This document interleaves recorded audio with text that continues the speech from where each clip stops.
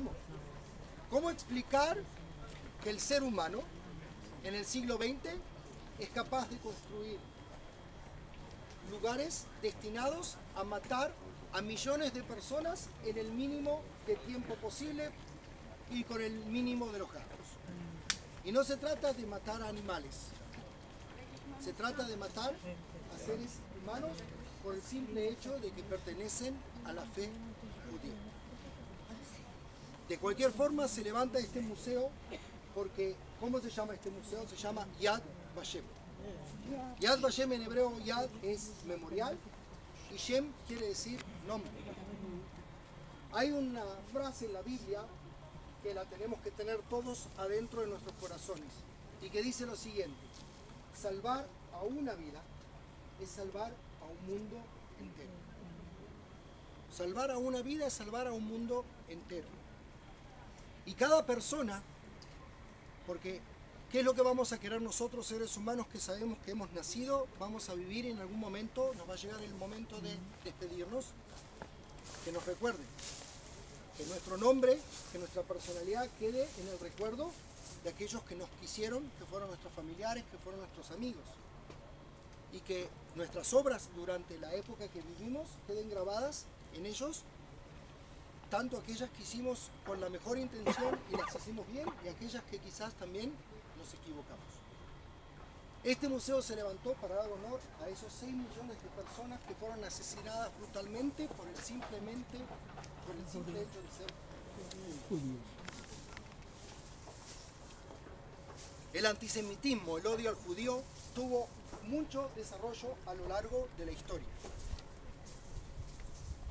Entre ellos también el odio al judío, porque durante mucho tiempo se acusó al judío de haber sido el que asesinó y el que mató a Jesús. Y que no solamente aquellos judíos que participaron de aquella famosa asamblea que Poncio Pilatos preguntó: ¿este es el hombre que ustedes quieren? Y que está escrito: sí, ese es el hombre. Está escrito, y los judíos lo señalaron a él. Sino que también yo, como judío, pasaron casi 2000 años y en la escuela más de una vez mis compañeros no judíos me decían: vos asesinaste a Jesús. Y yo le decía: ¿cómo yo no viví en la época de Jesús? ¿Qué yo hice de malo como para que alguien me acuse a mí de haber asesinado a Jesús? Y el odio al judío fue desarrollándose y llegó a su máxima expresión en la Alemania nazi. Después de la Primera Guerra Mundial, una guerra que no tuvo ninguna potencia que triunfó sobre otro a nivel militar. La guerra se llama la Guerra de las Trincheras, porque los países se atrincheraron y pelearon unos contra otros de trinchera a trinchera y casi no hubo conquista de territorios. No hubo ni vencidos ni vencedores.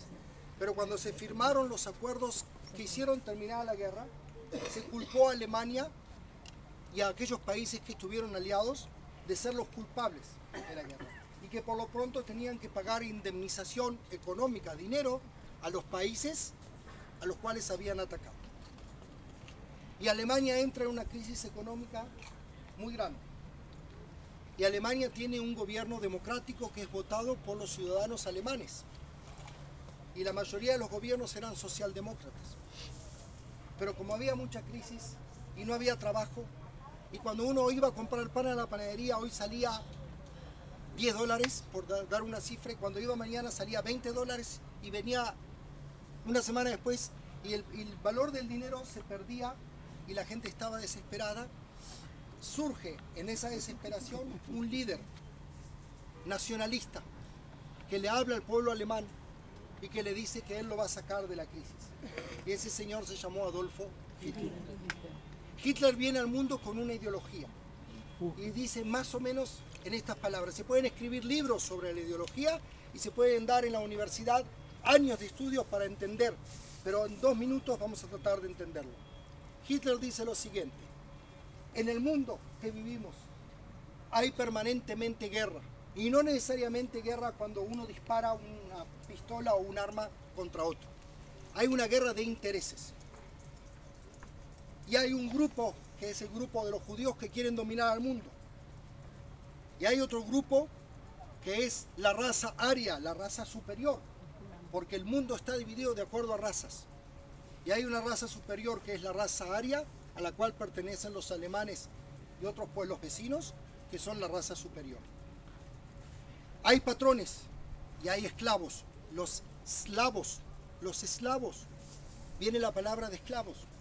Son pueblos que tienen que servir a los patrones. El mundo está dividido en aquellos que tienen que gobernar y aquellos que tienen que ser gobernados.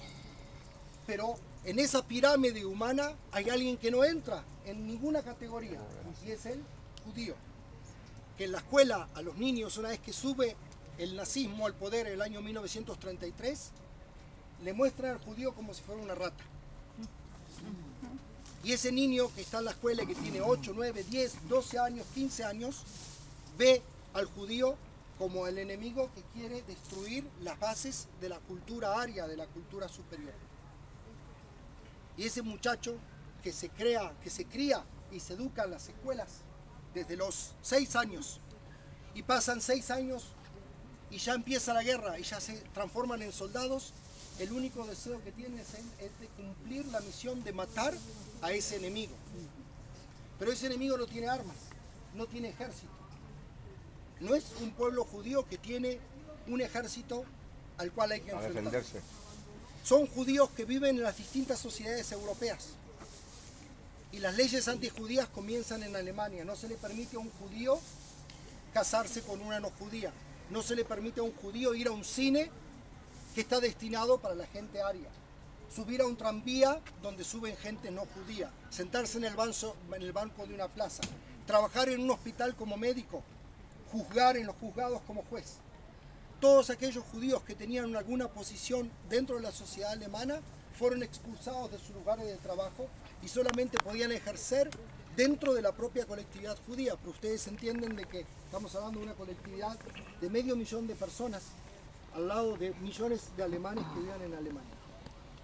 Y Hitler desarrolla esta teoría de que en esa guerra permanente que hay, tiene que haber un vencedor. Porque si el pueblo alemán no destruye al pueblo judío, ¿qué va a pasar? El pueblo judío se va a apoderar del mundo. Y esa es la ideología nazi. Dentro de esa ideología nazi se empiezan a desarrollar las ideas de cómo concentrar al pueblo judío para buscar después algún tipo de solución. Cuando comienza la Segunda Guerra Mundial con la invasión de Polonia el 1 de septiembre de 1939, ya empiezan los nazis con sus ejércitos poderosos que destruyen prácticamente toda Europa, a pensar en cómo concentrar a los judíos en distintas partes. Y se levantan lo que nosotros llamamos hoy día los guetos. O sea, dentro de las ciudades conquistadas como Varsovia, para poner un ejemplo, hay un barrio dentro de Varsovia en donde introducen a 450.000 judíos, aproximadamente 25 personas por vivienda. 25 personas por vivienda. A veces cuando nos levantamos en la mañana, disculpen, espero que a nadie le pase, pero si hay un solo baño en la casa y hay 2 personas que están esperando para el baño, ustedes saben lo que es ser el tercero.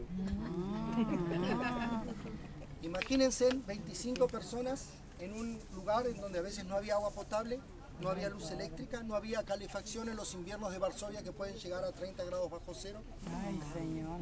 Y en estos guetos están concentrados los judíos. Y más adelante va a llegar la orden en una convención que se hizo en Alemania de lo que se va a llamar la solución final para el problema judío. Y es la construcción